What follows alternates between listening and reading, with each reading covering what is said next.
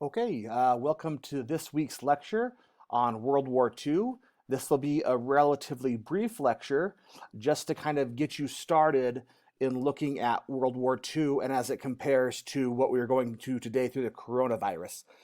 In my prompt, I reference how the Queen has mentioned that this generation going through the coronavirus is as strong as any, including the generation that went through the Great Depression and World War II.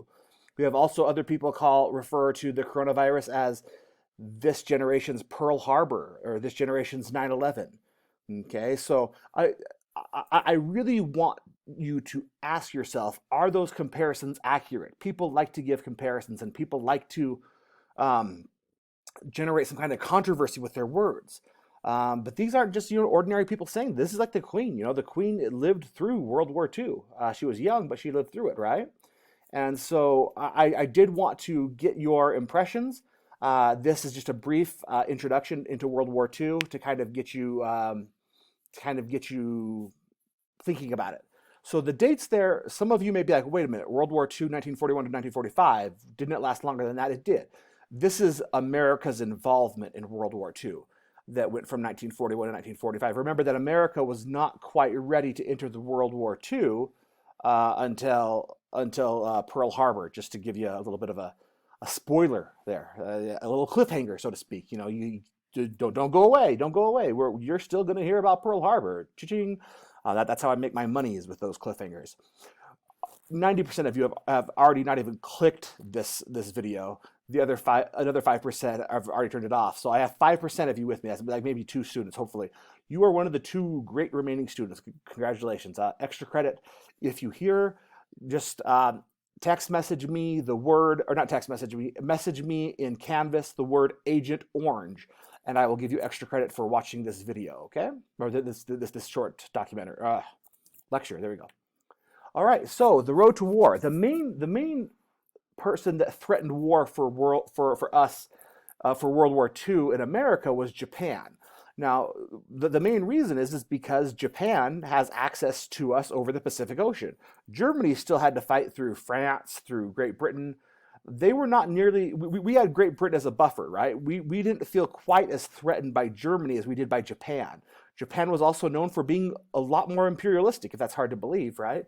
With how imperialistic Germany was, Japan was very ambitious.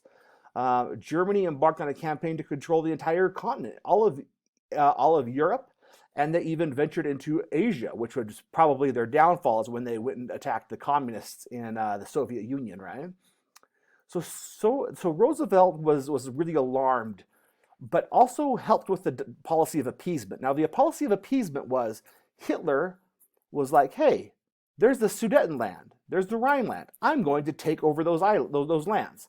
And so he basically declares war because he wants to take back all of this land that was previously Germany's. And that's a bit of a problem because he's taking out, those are declarations of war. But Lloyd, Prime Minister Lloyd and President Roosevelt both tie into this idea of appeasement. They're like saying, okay, Hitler, you can have that, but don't do that. Okay, Hitler, you can have that, but don't do that. And they continue to do this appeasement where it's like, have you ever seen a kid, throwing a fit in the middle of a department store or middle of a grocery store or something like that? And the parents are like, okay, you can have a sucker, just be good, have a sucker, it's okay. That's basically what they were doing with Hitler. They were appeasing him as if he was a little temper tantrum toddler. And you know what happens when toddlers throw tantrums and they get appeased? They turn into really big jerks when they get to be adults.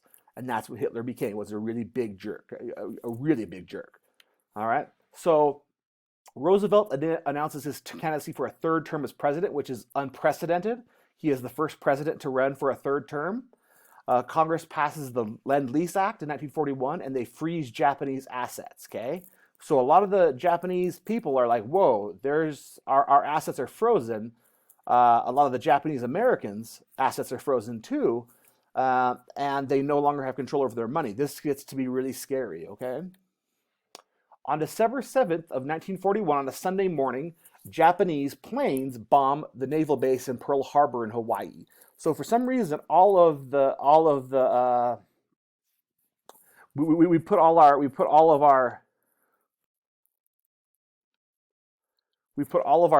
our ships in one area on Pearl Harbor, and the Japanese hit America hard, right? They send all their might.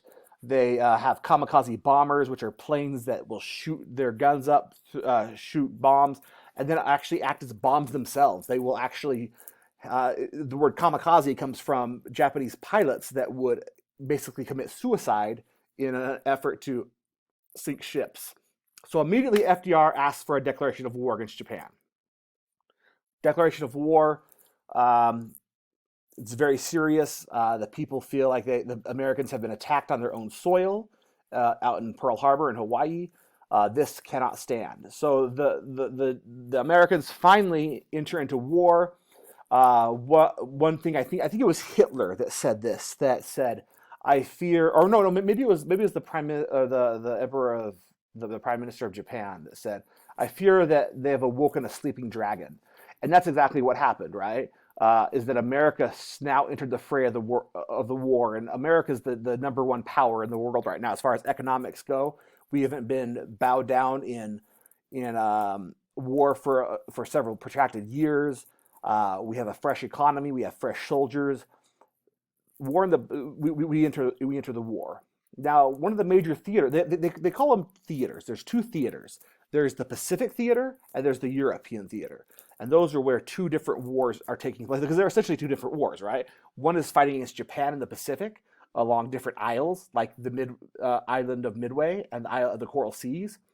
Then, of course, we have the battles in France.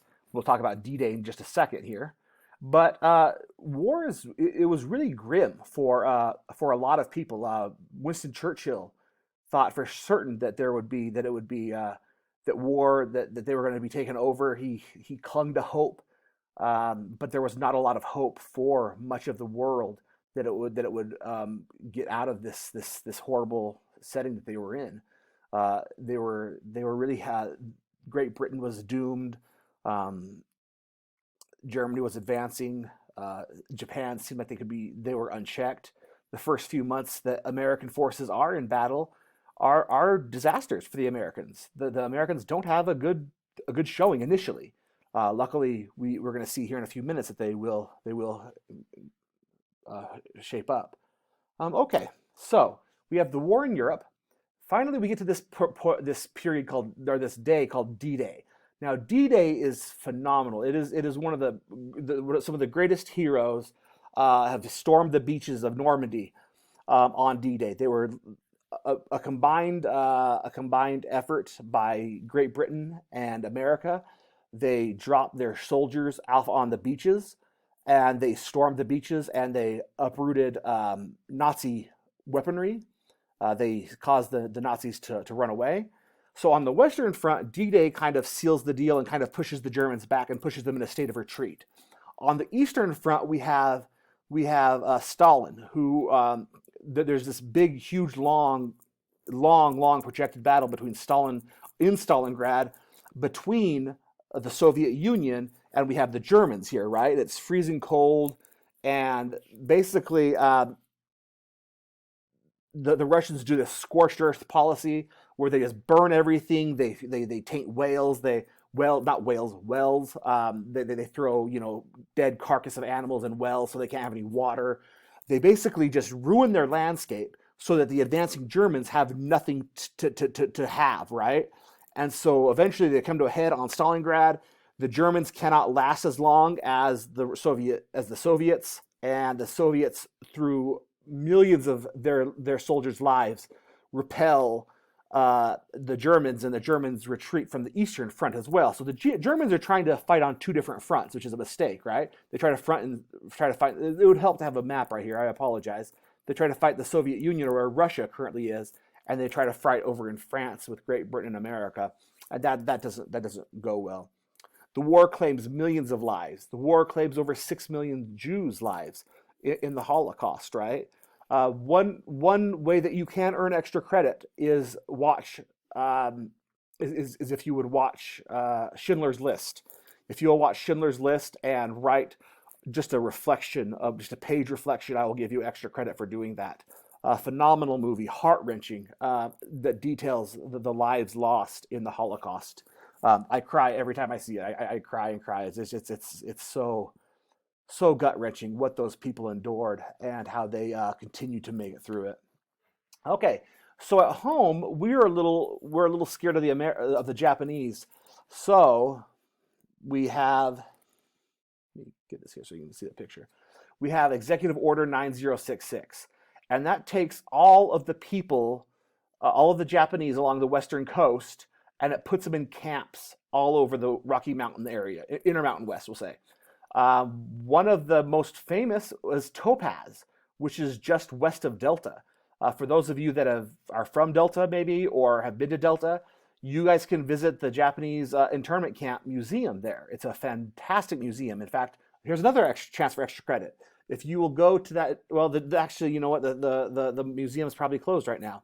But if you'll look at but if you will, please go look at the internment camp if you're ever in Delta, just west of Delta. Basically, it's a concentration camp. The only real difference between these internment camps and the Nazi concentration camps is that, of course, Americans aren't intentionally killing these Japanese. So it is unconstitutional what they're doing. The courts refuse to intervene, though. But let's not. But I've heard some people try to kind of compare it to what the Nazis did to Jewish people, and I think that's a bit unfair. I really do. I mean, what we did to these Japanese people is completely wrong, and we go to this Japanese internment camp museum every couple of years with my Japanese friends, and they kind of educate my children about it. But I really want you to understand that when we talk about a generation that has gone through just as much as this, I mean, think about these Japanese people, right? Could me having, knowing someone that has the coronavirus add up to these people that are put in concentration camps, or the Jewish people that were put in concentration camps, or the people that were bombed by Pearl Harbor? It just seems very difficult to me to really substantiate those quotes that those people were giving. It sounds almost like a trophy, that our generation has been getting our whole lives, right, from these older generations. Here's a trophy. Here's a trophy. Yeah, they've been given. Quit giving them to us. We have it hard, but it's a lot easier to stay inside than it is to charge the beaches of Normandy and on D-Day, right? All right, then we have what's called the most terrible weapon. So basically, we're doing this over in the Pacific Ocean, on the Pacific Theater. American forces are what's called island hopping, and they're jumping from island to island to island to island to try to root out these Japanese forces, and they're really entrenched. To root out these Japanese forces, it's costing hundreds, maybe even thousands of lives, and Japan is just not conceding. They are not giving up the fight. What are we going to do? That's when we start the Manhattan Project. The Manhattan Project was a project to develop nuclear weapons, right? We thought, look, if we attack Japan with nuclear weaponry, they will finally capitulate and they'll finally surrender, right? That's what our hope is. That's what our hope is. And so this is not a decision to be made lightly. The atomic bomb will not just kill military forces, it will kill innocent humans, innocent children, innocent women, innocent men, people that have other than being born in Japan, they've done nothing wrong, but those nuclear bombs will destroy them. And it is kind of a really concerning thing. But they do detonate the bombs over Hiroshima, Japan, and Nagasaki, Japan. And the use of the bomb remains controversial. It does remain controversial. One of the names of the bombs was the Fat Boy. So if you've made it through this entire lecture and you've been listening the whole entire time, send me an email, send me a Canvas message that says Fat Boy or Nuclear Bomb, Fat Boy, and I will give you extra credit for watching the entire lecture. Hope you got through the lecture. Hope you enjoyed it. Hopefully it wasn't too bad. Thanks for your time. Have a good one. See ya.